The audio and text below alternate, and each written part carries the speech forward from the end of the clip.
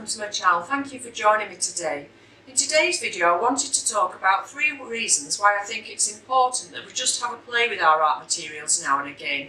Don't worry about making a finished painting, don't worry about it being a masterpiece, just enjoy your materials and have a bit of fun.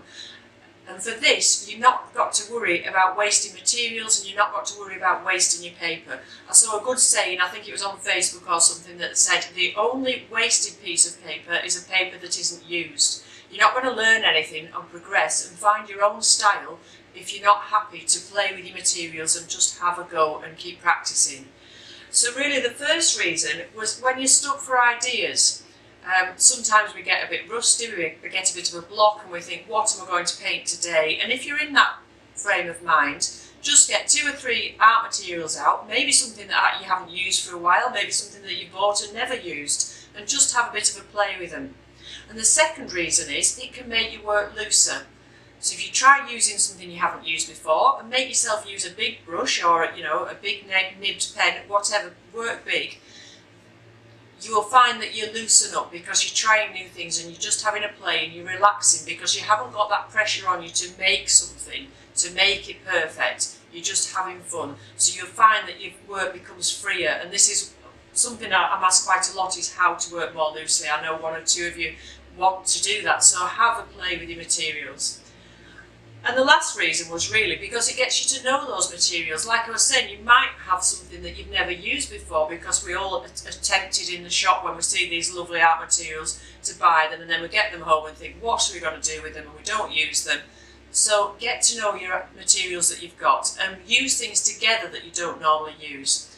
So in this video today I decided to use just 2 things, and I decided to use the QUINK ink and a little pot of Gamboge Brusho together.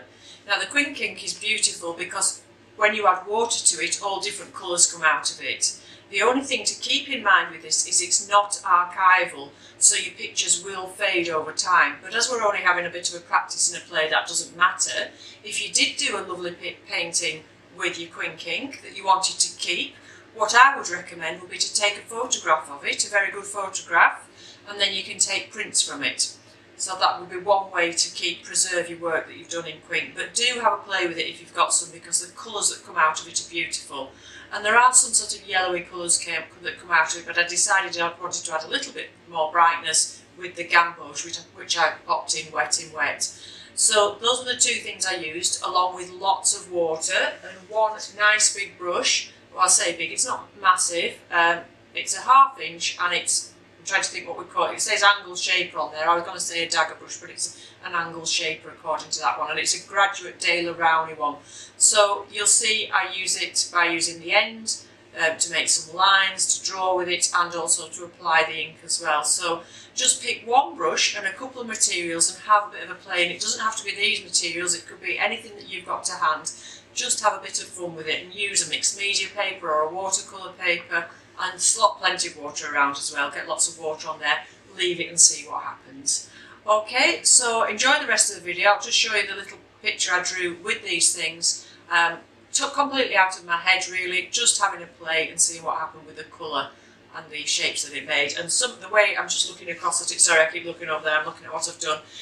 The way that some of it separates, the ink and the Brusho, and the way that the water goes into it, it actually makes little shapes like trees and bushes and things anyway, so you could work on those afterwards, come back to it another day with a pen and go around some of those shapes that have developed, but be patient with it and leave it to dry completely naturally. Don't ever dry it with your hairdryer, because you're not going to get those effects of where the Brusho goes into the ink.